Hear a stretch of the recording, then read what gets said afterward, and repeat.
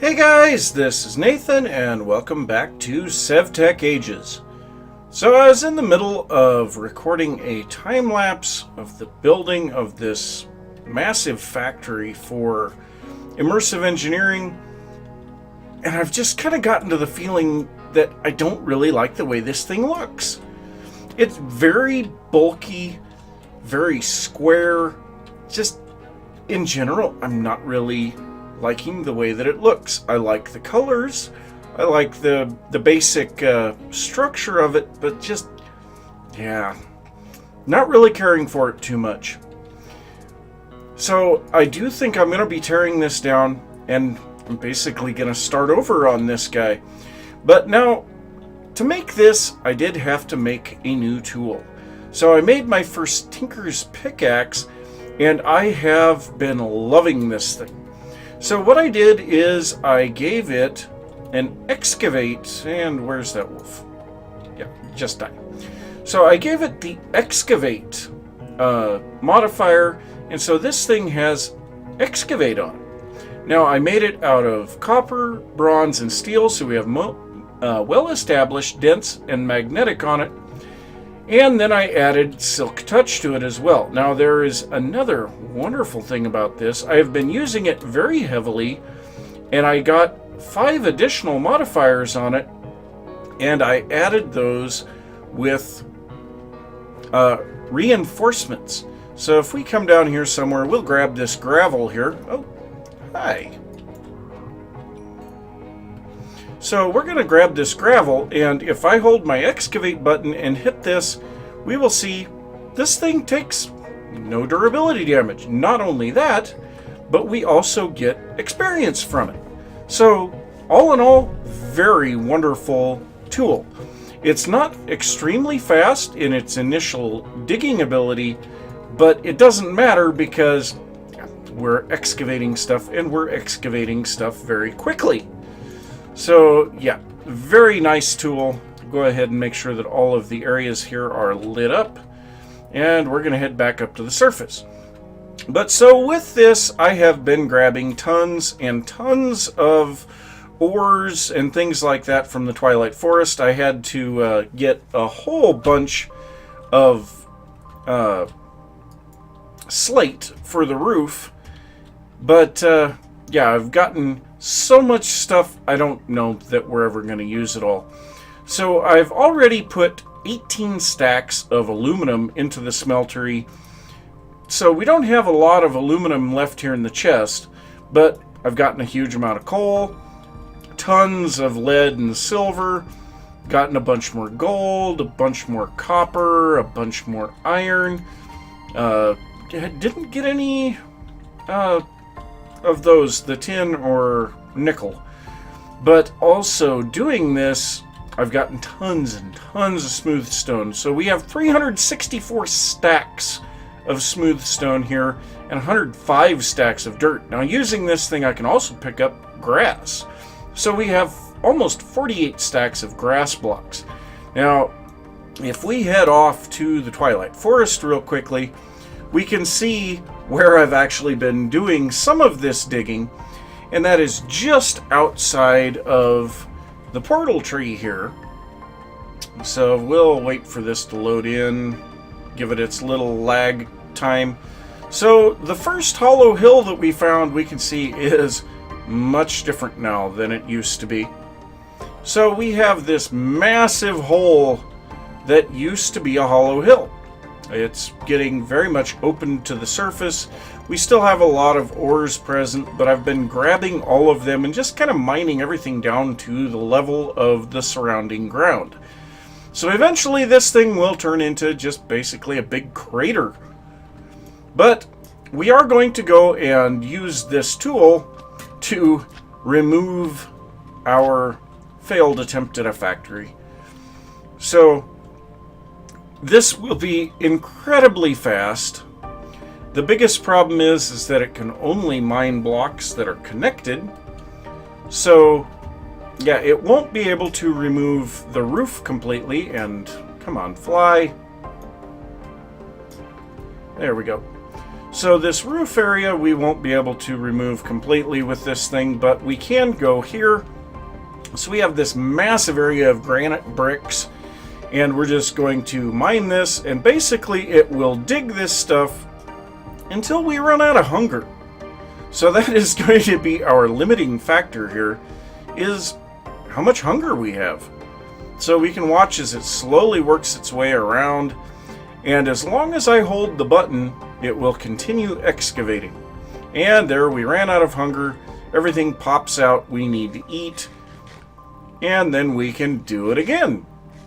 So yeah, a lot of stuff is going to be removed here, and yeah, once I get it all dug out, then I will come back and we'll take a look at this thing, see what we want to do. So after tearing down the old factory, I decided to start working with just some random shapes, kind of like there were buildings here that were all connected together. And I think this might work out a little better. But so I've got this rectangle here, I've got a rectangle here, a big rectangle here, and then a rectangle here. And then I've just made some small connection areas that we can kind of play around with the roof a little bit and make it just a little bit more interesting. So yeah, I've got a lot of stuff to take care of there, and this is always fun. I am really loving this pickaxe, but I've also made a slight change to it, and that is that it is now steel instead of iron. And since it's unbreakable, well, actually I guess it's steel instead of bronze. But since it's unbreakable, it doesn't matter.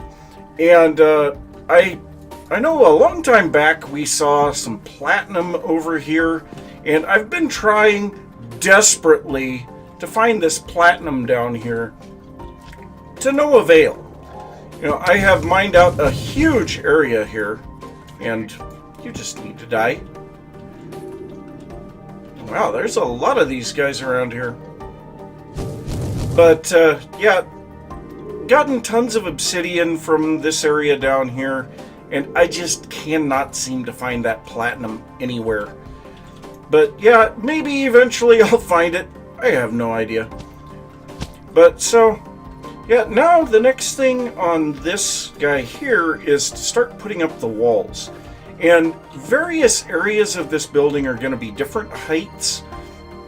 So we can do a couple of things. We can change the height per floor. We can just change the overall height of the building. And we have floating lights around here. But we can change the overall height of the building, we can change the height per floor, and we can change the number of floors. So I'm not sure how I'm going to set this all up, but another thing to think about here when I'm doing this is that I have this section one block lower than the rest of it. And even at that, I still have some fairly sizable areas here, and actually I missed a block of concrete. Well, darn it. But yeah, I'm going to start putting up the walls, see what I can come up with. And yeah, we are going to be using slate for the roof. So yeah, I will get going on this. Hopefully it'll look neat.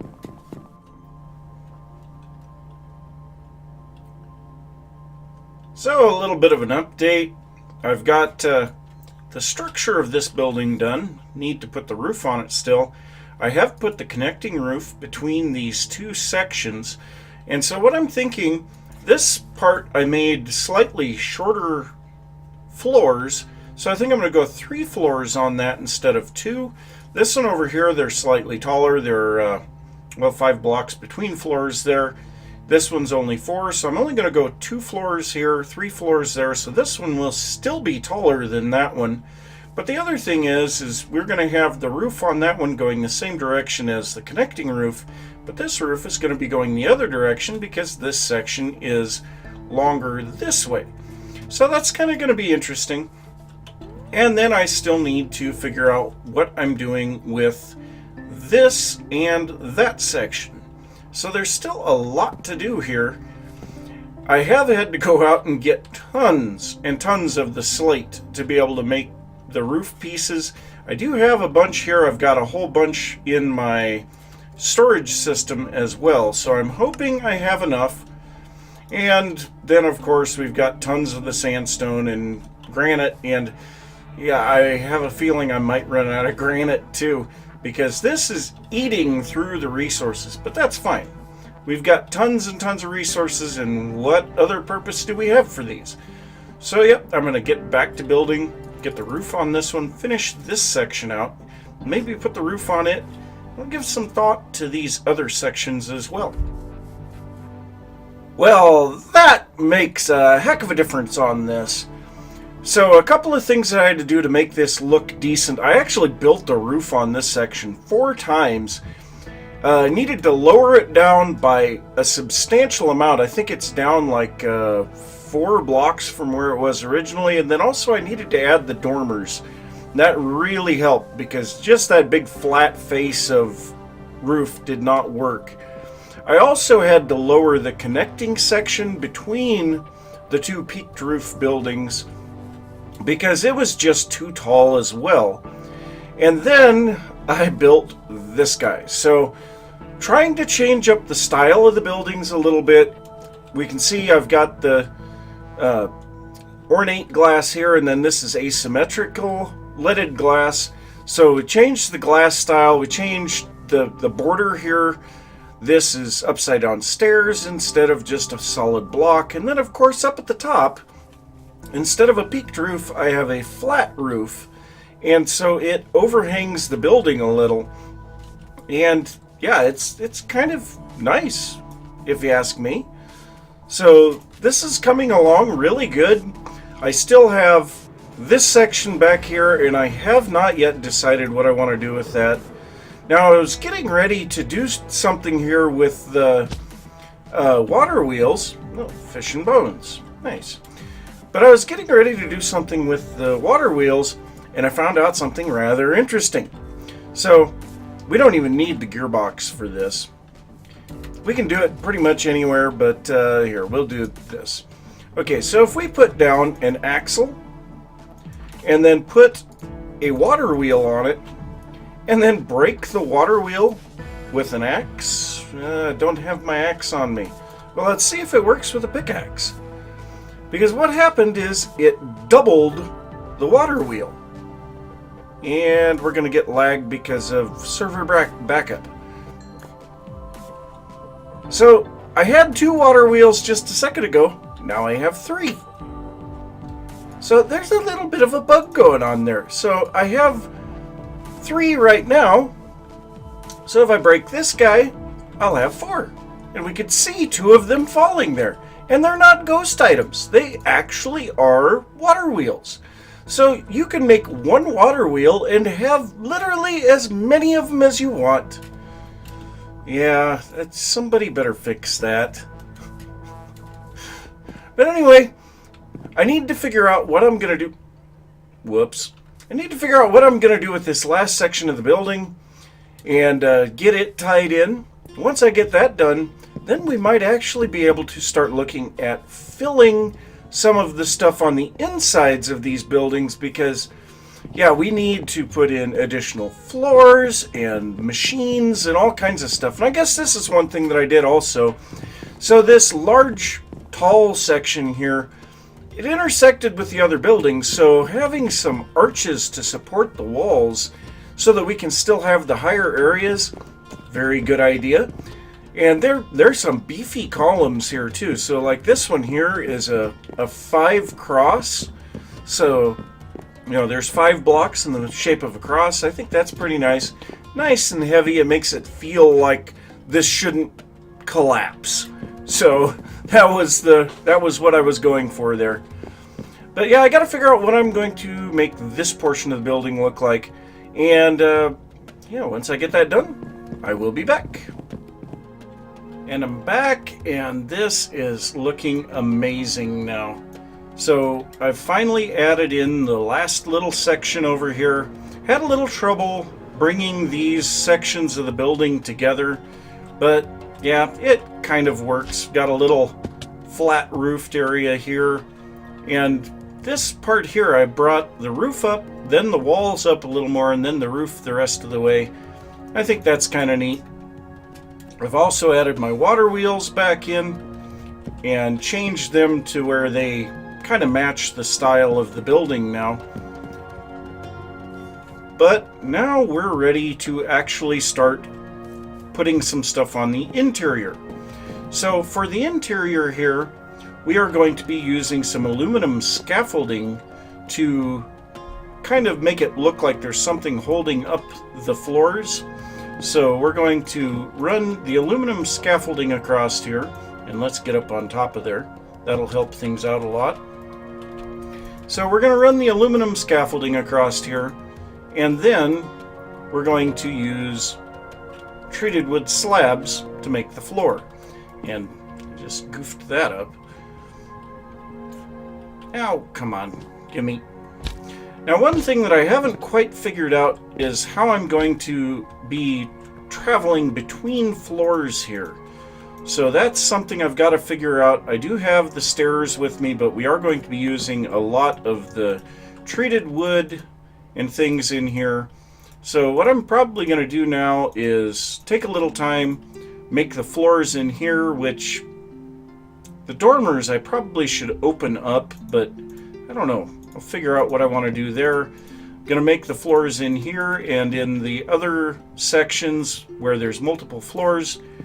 And then we'll take a look at putting some machines back in here. So I'm kind of wanting to try something out here. So I have set up the turntable and a few other of the Better with Mods things. And I'm currently making a couple of these urns. So I've got like 3 of them right now. Let's go ahead and head down here. That's going to be a bit of an issue. So I've set up the hibachi and the stoked kiln again. So this should take care of this. Now we have to fire these in the stoked kiln. So we'll wait for this to finish up. And then there's a couple of things that I have read that I'm very curious to try. So before we try any of this stuff, we are going to get our bow out, because the last thing that I want is to have this go badly. So let's go ahead and grab our tools, grab a bow. Are you kidding? We still have no arrows in here. Well, let's quickly go grab some arrows out of the storage system. So what I have read is that first off, the hopper that we were using for the netherrack will not break if we have axle power to it. So I have attached an axle to the side of the thing. I don't know for sure if that's right. Now the other thing that I have read is that if we put an urn and make it into a soul urn, I believe it is, by placing this under here, this should now no longer spawn the ghast. So we're going to try this. We're going to grab the 8 pieces of netherrack here. We need a piece of soul sand. Do we have that in here anymore?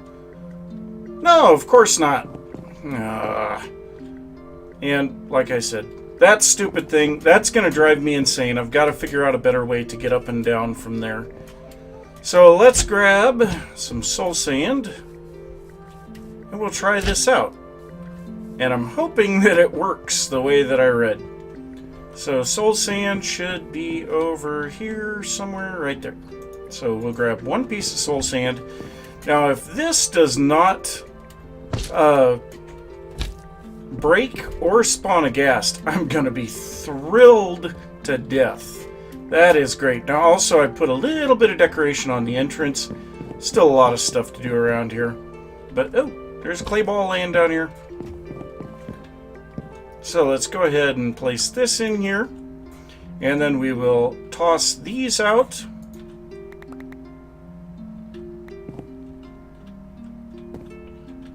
So I did hear something, but I can't quite make out what it is. Oh, there we go. There is a soul urn. So we have the soul urn. Now what we want to do with this, we need to take this in a stoked crucible with some charcoal dust to make some soul-forged steel. Now, the soul-forged steel will be used to make the soul-forged anvil. And once we make that, we have a lot of new recipes available to us. The biggest ones that I'm looking at, though, are the steel gearboxes and the steel axles, where I'm sure that I remember seeing those here somewhere. Well, it's right here, the steel axle. Yeah, it's in the soul-forged steel anvil. Huh, weird. But so we will need leather belts for that, soul-forged steel gears. So we're going to need a lot of soul-forged steel. So, yeah, we're going to have to set up something that will be able to automatically make these soul urns and do all of this stuff for us. So I'm going to kind of mess around with that a little, see if we can make this area for making soul-forged steel. I think that would be kind of neat.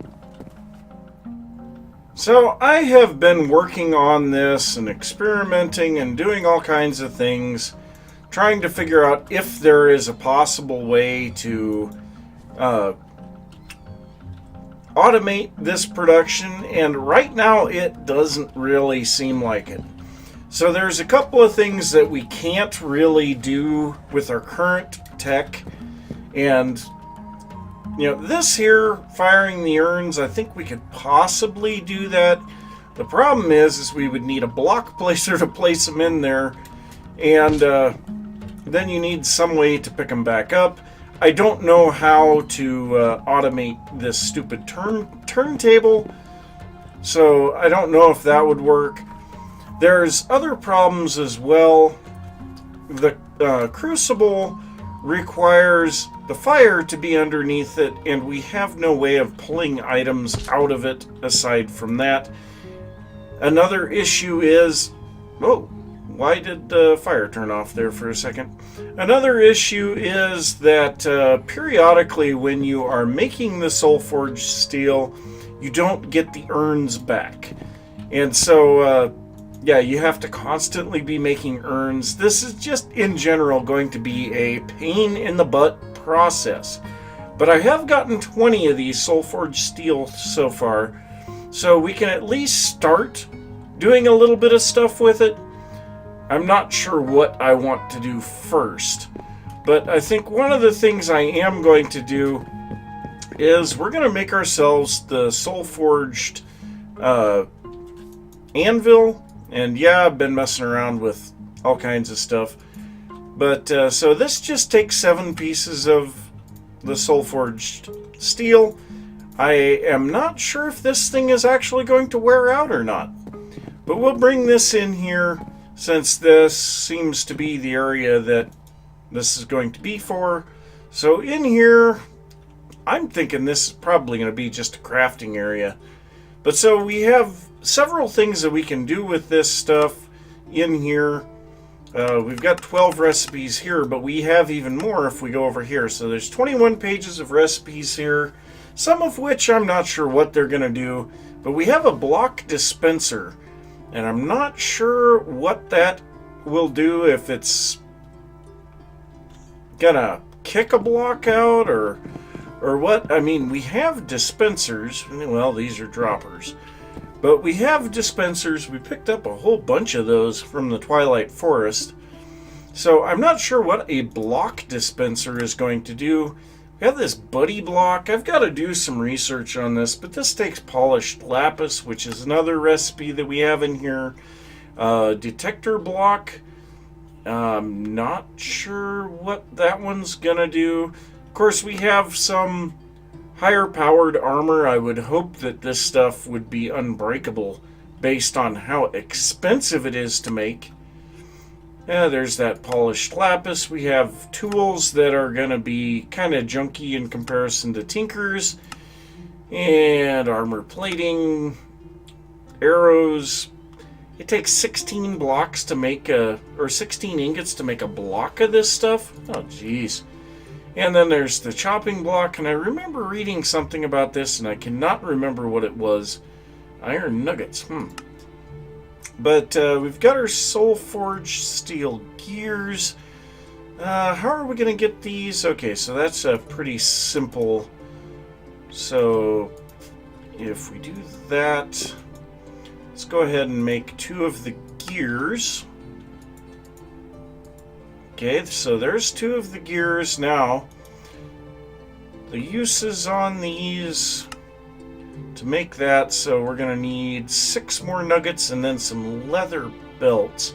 Now, the one thing that I do like seeing here is that these steel axles can transmit up to 5 blocks instead of the 3 blocks that the wooden ones can do. So yeah, I suppose I probably better get a little bit more soul forged steel made up. I will grab the stuff to make those belts as well, and then I'll come back and we'll take a look at possibly something else to fill out the time. So the soul forged steel is still slowly crawling along, getting a little bit more of it. And so I'm thinking I want to work on a little bit of another problem that we have, and that is this guy right here. So we have the press here, the metal press, and we run out of power extremely fast in this thing. So we're just going to do the simplest thing that there is to do with that, and that is to make a bunch of low voltage capacitors. Now I'm kind of curious, the medium voltage capacitors, we could make those, but then we'd need a transformer. What about the high voltage? Really, block of lead? That's actually really, really cheap. Wow. Well, anyway, we're just going to make a whole bunch of these low voltage capacitors. I don't think I'm going to make that many. Let's go ahead and make 8 of them. That should be a great deal plenty. We will grab our engineer's hammer, because if this hasn't changed, then we should be able to... Yes, okay. So blue is input, orange is output, nothing is obviously nothing. So I believe these naturally have input on top and nothing else. I thought they had output on the bottom. So yeah, we're going to have to make those like that. Now, question, can we... Okay, yes, that does store the stuff about it. So if we set this up right, we can set this to output on the side, and now any power that comes into this thing should go to the bottom one, and then we can pipe it out the side. So now we need to get up on top of this thing. Well, here, let's get a little bit more stuff here. Okay, so it used to be if you shift clicked on a side, changed the opposite side. No, that is not a thing anymore. So yeah, I have to preset these. So if we go from the top down and just place a bunch of these down, and then we'll just have to stack them up on top of this other, which is... That is not what I wanted to do. Thank you. So if we stack these up on top of this, are we going to be able to reach the top of that a little easier? Okay, so we have 6 of those. No jumpy. Okay, so let's go ahead and place all of these down. And I just realized I don't have my power. Well, let's go ahead and jump back down. So let's grab some connectors and wires and all of the other good stuff that is needed for this. Oh, come on. Get up there. Okay, so we will put a connector here. Maybe. Hook a wire to it. We will put a connector here. Hook the other end of the wire to it. Get zapped a couple of times because we're in the uninsulated wire. Yeah. Now... Oops, we don't want to put that on there just yet. We want to set the side of this to output. We will put this on here, then we'll connect this to there. What? Cannot attach. Let me guess. There's stuff in the way. Is that the problem? Well, here, let's try this. I haven't used any of these relays yet, so we're going to put a connector here. We will set this to output, and then we'll set our relay up here, which that shouldn't do anything other than allow us to connect a wire. So we'll connect that to there and that to... What? Why can't I connect it? What? Why can I not connect a wire? How? That wasn't very nice. I don't know. I don't get it. Okay, so we can see power slowly trickling into this capacitor, and so we will have 800,000 RF, or IF, I guess. What is that, immersive flux? I guess.